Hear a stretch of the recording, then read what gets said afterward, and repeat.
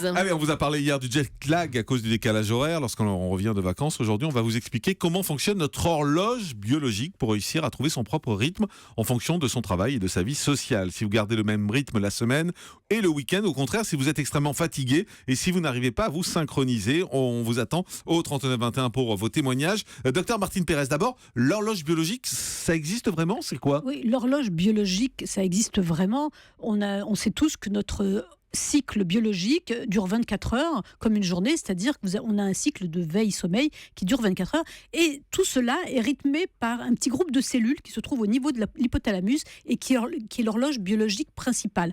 Alors cette horloge biologique qui est au niveau de la base du cerveau, elle est très liée au système optique. Pourquoi je vous dis ça? C'est parce que la lumière l'influence énormément. Et grâce à cette horloge biologique, eh bien, le matin, nous sécrétons, elle est programmée pour ça, nous sécrétons de la sérotonine, de l'adrénergine et du cortisol qui vont nous mettre en forme, qui vont nous rendre joyeux, qui vont nous donner de l'énergie.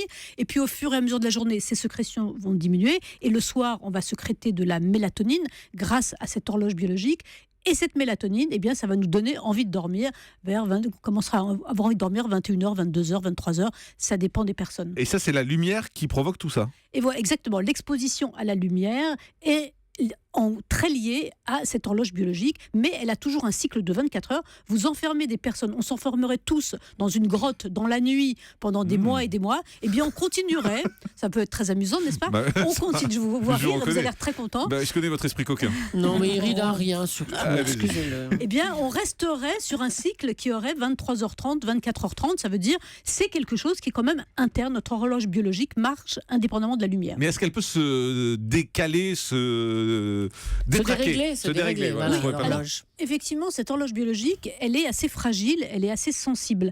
Et par exemple, pour ceux qui reviennent de vacances, qui ont eu des vies un peu débridées pendant les vacances, en se couchant beaucoup plus tard et en se levant beaucoup plus tard, ils ont repris le travail peut-être lundi ou aujourd'hui ou demain, et brutalement, ils se sentent épuisés, ils ne comprennent pas pourquoi, parce qu'ils viennent de passer un mois à ne pas faire grand-chose et à se reposer. Eh bien, tout simplement, ils sont fatigués parce qu'ils ont énormément décalé leur horloge biologique. Ils ont été soumis à des stimulations, à des jeux, à des loisirs, à de la lumière, à la fête, à l'alcool, et ça décale beaucoup leur horloge biologique et ils ont intérêt à se recaler. Notre coach sportif Jean-Pierre Clémenceau, une question. En fin de compte, ce qui est important, c'est elle change par rapport à chaque individu, elle n'est pas pareille par rapport à telle ou telle personne, si? On a tous à peu près le même type d'horloge biologique. Maintenant, il y a des gens qui sont faits pour le matin, d'autres pour le soir, parce qu'il y a des marqueurs génétiques, enfin il y a des diversités génétiques de l'horloge biologique. Mais en revanche, moi par exemple, j'arrive pas à faire une différence entre la semaine et le week-end. C'est-à-dire que le week-end, moi je continue à me réveiller à 6h du mat comme en semaine. Voilà, j'arrive pas à caler l'horloge biologique semaine ou week-end. C'est pareil. Ouais. C'est pareil, Julie? Bah oui. Alors, vous avez une horloge biologique plutôt rigide et c'est plutôt une bonne chose parce que ça vous permet quand même d'être en forme le lundi matin. Ah oui, mais ça fait râler le samedi matin quand on se lève à 6h du mat ou le dimanche. Non, mais je vous assure que le plus terrible, c'est pas votre situation personnelle, c'est la situation des personnes qui se couchent très tard le jeudi soir, parce que vous avez remarqué, les restaurants sont déjà pleins dès le jeudi soir et paraît-il les boîtes de nuit, mais moi je n'y vais pas.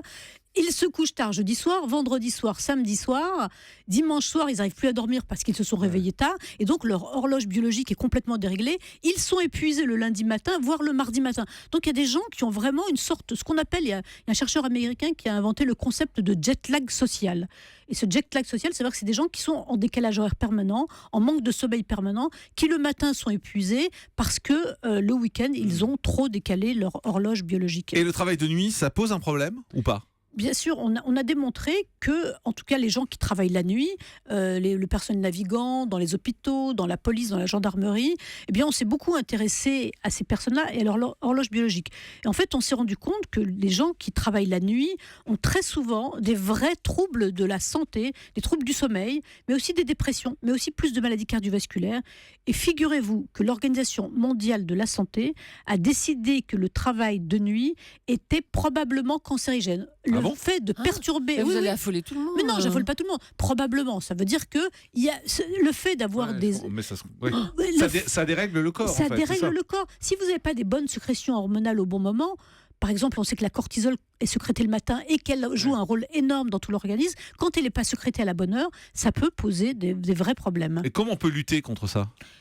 Eh bien, déjà, quand on est victime du jet lag social, il faut un peu analyser. Quand on n'arrive pas à s'endormir le soir, qu'on n'arrive pas à se réveiller le matin, il faut déjà analyser un peu son mode de vie, aller voir un médecin déjà pour parler de ça. Il faut réfléchir à cette problématique des écrans. Les écrans, le soir, bouleversent le rythme Écran de téléphone, sommeil. écran d'ordinateur, télé. Ordinateur Pourquoi et télé. Parce qu'ils émettent une lumière dite bleue qui a le même effet au niveau, un effet similaire, pas tout à fait le même, au niveau de l'hypothalamus que la lumière du soleil. Ah, c'est-à-dire qu'en fait, votre cerveau, quand vous regardez un écran, le soir, pense que c'est la journée. Et donc, il va sécréter oui. tout ce dont D'accord. vous nous avez parlé, qui permet de se réveiller et rester en forme. Voilà, dans une certaine Bien mesure, sûr, bien sûr. ils sécrètent Ouais. moins de mélatonine. Par Ouais. exemple, il y a eu des expériences qui ont été faites chez des adolescents et des jeunes adultes. On leur a interdit l'écran le soir, et puis on a pris un groupe contrôle, et eux, ils continuent à regarder les écrans. Eh bien, ceux qui n'avaient plus d'écran avaient une quantité de sommeil d'1h30 de plus par jour. Ah bah oui. Donc la régulation d'usage des écrans, quand on a des troubles du sommeil, quand on a des troubles du rythme veille-sommeil, eh bien c'est quelque chose de très important. Donc, c'est valable pour les ordinateurs, pour les téléphones. Julie voudrait savoir si c'est valable pour les Minitel aussi.